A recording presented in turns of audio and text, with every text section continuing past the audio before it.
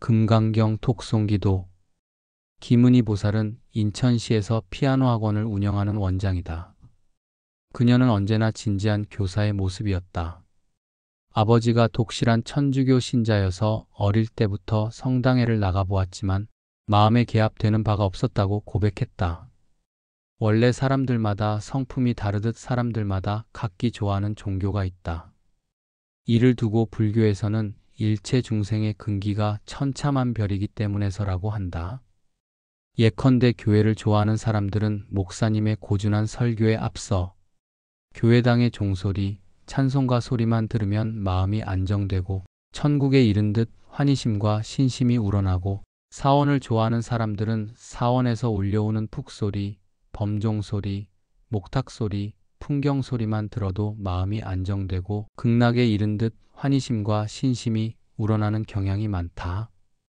모든 종교인의 신앙생활 속에 나타나는 기적과 영험도 각양각색이다. 김은희 보살은 성당에 나가 찬송가를 펴들고 음악에 맞춰 찬송가를 부르고 신부님의 설교를 들었지만 마음의 안정을 얻을 수는 없었다는 것이다. 그녀가 절박한 종교적 신앙심이 발동했을 때는 그녀의 큰아들이 5세 되는 해 봄이었다. 어느 날 아침 갑자기 아들이 심하게 기침을 하기 시작하는데 걷잡을 수가 없는 지경에 이르렀다. 아들의 숨이 곤란해져 몸부림을 치더니 까무라 쳤다. 그녀는 황급히 아들을 안고 병원에 달려갔다. 의사는 응급처치로 아들의 입에 산소 마스크를 끼우고 자세히 진찰과 검사를 하더니 천식이라고 병명을 말했다. 아들은 연일 병원의 처방으로 치료를 해나갔으나 별무효과였다. 김은희 보살은 사랑하는 아이의 엄마로서 입장이 난감한 지경에 이르고 학생들에게 피아노를 가르치는 음악 선생으로서도 난감한 입장이 되어버렸다. 사람은 누구든지 절박한 상황에 이르면 종교인이 되어 신이나 부처를 찾는다. 김은희 보살은 아들이 천식으로 위기 상황에 놓이자 성당으로 달려갔다. 천주님과 마리아님께 눈물을 흘리며 아들을 구원해 달라고 애소하는 지경에 이르렀다.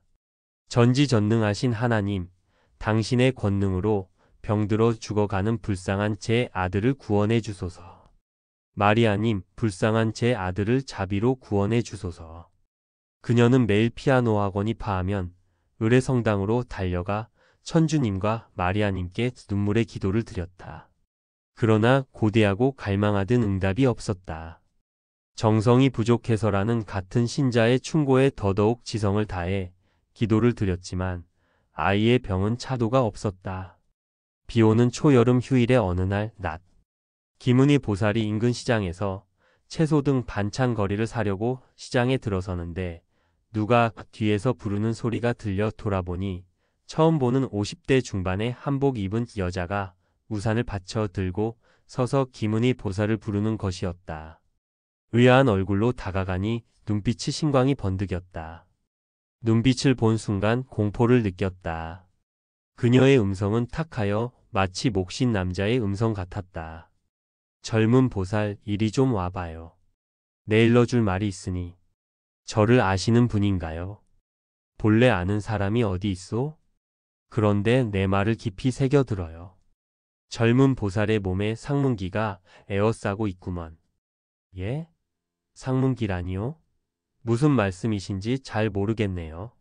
젊은 보살 집안의 사람이 비명행사한다는 말이요. 집안에 병들어 고통받는 사람 없소? 이때 김은희 보살은 숨이 막혀오는 듯 했고 놀라 안색이 창백해졌다. 문득 천식으로 고통받는 아들이 생각이 난 것이다. 한복 입은 여자는 두 눈을 더욱 무섭게 뜨고 보면서 탁한 음성으로 마치 형사가 죄인 신문하듯 다그쳤다. 집안에 병든 사람 있지? 병원에 가도 돈만 깨질 뿐 안 될걸. 안 되고 말고. 그 병은 신의 장난이거든. 예. 저의 아들이 천식으로 고통받고 있어요. 나는 알지. 자식 살리려면 나를 따라와요. 김은희 보살은 귀신에 홀린 듯 시장 바구니를 든 채 빗속을 걸어 한복 입은 여자를 따라갔다. 한복 입은 여자는 시장 근처의 건물에서 신당을 차린 무녀였다. 기문이 보살은 난생 처음 무녀가 시키는 대로 신당에다 돈을 바치고 큰 절을 올렸다. 무녀는 방울을 울리면서 탁한 음성으로 질타하듯 말했다. 아들이 수명이 짧아. 방법은 하나야. 대명대속을 하는 큰 굿을 하면서 천년바위에다 아들 이름을 새겨야 해. 천년바위가 오래오래 존재하듯 아들도 무병장수할 수 있는 게야. 비용은? 기문의 보살은 홀린 듯 연신 굽실굽실 무녀에게 절하면서 계약금 조로 20만 원을 내놓고 간신히 집으로 돌아와. 곰곰 생각해보니 기가 막힌 일이 아닐 수 없었다. 귀여운 아들이 수명이 짧다니. 그녀는 기침으로 가쁜 숨을 쉬는 아들을 껴안고 밤새워 울었다. 호흡 곤란으로 헐떡이는 아들을 안고 방성통곡을 했다. 그녀는 무녀의 말을 따르기로 하고 남편 몰래 은행에서 돈을 찾으려고 작정했다. 이때 우연히 언니가 집에 찾아왔다. 언니는 40대 초반의 독실한 불자였다. 언니는 동생의 하소연을 듣고서는 한편 어린 조카의 병을 근심하여 함께 낙로하면서 한편 구슬하고 천년바위에다 이름을 새긴다는 말을 이르러서는 배를 안고 깔깔 웃더니 말했다.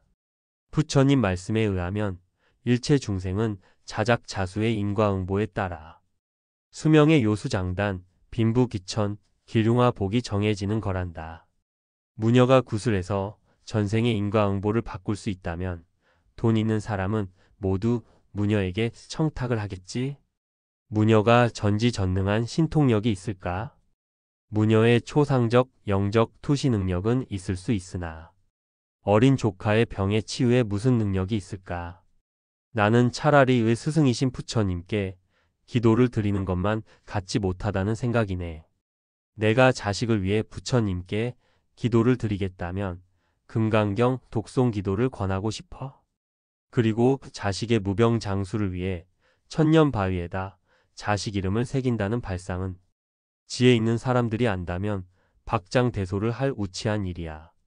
이 땅의 어머니들이 다투어 자식의 무병장수를 위해 바위에다 이름을 새긴다면 자연보호에 큰 해악이 될 거야. 안 될 일이지? 그러나 무녀에게 굿을 하겠다고 계약을 한 것은 무녀가 섬기는 만신들과의 약속인데 만약 약속을 위배하면 무녀의 노여움이 있듯이 반드시 만신의 노여움이 있을 거야. 하지만 그 노여움을 소멸시킬 수 있는 분은 부처님이시지. 기문이 보살은 언니로부터 금강경 독송 기도를 권유받았지만 건성으로 고개만 끄덕였을 뿐 실천하지는 않고 단지 무녀와의 계약만을 지키지 않기로 했다. 그런데 밤에 괴이한 일이 발생했다. 비몽사몽간에 무녀가 사납게 기문이 보살을 바라보는 서늘한 모습이 보이고 이어서 누군가의 손바닥으로 좌우로 기문이 보살의 양볼에 따귀를 세차게 때리는 것이었다. 아픔에 소스라치게 놀라 깨어보면 꿈이었는데 양볼을 만져보면 사실 따귀를 맞은 듯 얼얼하며 아파왔다. 매일 밤 그녀는 비몽사몽간에 따귀를 맞아 소스라치며 깨고 아들의 병은 더욱 깊어갔다. 그녀는 언니를 만나 괴이한 사정을 고하고 대책을 물었다. 언니는 딱한 표정으로 동생에게 말했다. 무녀의 영적 능력을 무시해서는 안 되지. 따귀 맞는 고통에서 벗어나려면 유일한 방법은 금강경 독송 기도를 한시 바삐 시작해야 돼. 기문이 보살은 언니로부터 금강경을 전해 받고 기도 방법을 배웠다. 드디어 금강경 독송 기도에 들어갔다. 매일 새벽에 일어나 몸을 정지하고 향을 사르고 경건히 금강경을 2번씩 독송하면서 아들이 병에서 하루속히 쾌유하기를 기원했다. 금강경 독송 기도를 하고부터는 신기하게도 따귀 맞는 현상이 소멸되었다. 독송 기도를 시작한 지 한 달이 가까워오는 즈음의 어느 날 비몽사몽간에 누구의 손인가는 모르지만 손톱이 무섭게 긴 하얀 큰 손이 아들의 목을 조르고 있는 모습이 눈에 보였다. 아, 저 손이 내 아들의 목을 지금까지 조르고. 호흡이 곤란했었구나. 기문이 보살은 지극지성을 다해 금강경 독송 기도에 정진했다. 100일째 되는 날 아들의 목을 조르는 큰 손이 사라졌다. 아들은 어느 틈에 천식이 사라지고 있었다. 병원에서도 갑자기 놀라운 치유력이 보이고 있다고 의사가 말했다. 김은희 보살은 휴일이면 아들을 데리고 사원의 법당을 참배했고 부처님께 참배하고 향을 사루면서 법당 마루에 앉아 금강경 독송 기도를 했다. 그녀가 낭낭이 금강경 독송 기도를 할 때면 언제나 아들은 옆에서 평안히 잠에 들었다. 그 후 요절한다는 김은희 보살의 아들은 언제 천식이 있었느냐는 듯 이제는 대학 2학년의 건장한 청년이 되었다. 최근에는 안면의 여드름 때문에 다소 이성 교제에 애로를 겪는다고 어머니에게 하소연한다고 한다. 마음에 드는 여학생이 있어도 여드름 때문에 여학생 근처에도 다가갈 수 없다는 고백이다. 앞서의 이야기를 들려준 김은희 보살은 누구의 병이든 첫째, 전생의 인과응보의 하나로 보아 먼저 부처님께 업장소멸의 기도를 하여 부처님의 가호를 얻고 둘째, 다음에 병원의 치료가 있어야 한다고 확신적으로 말한다.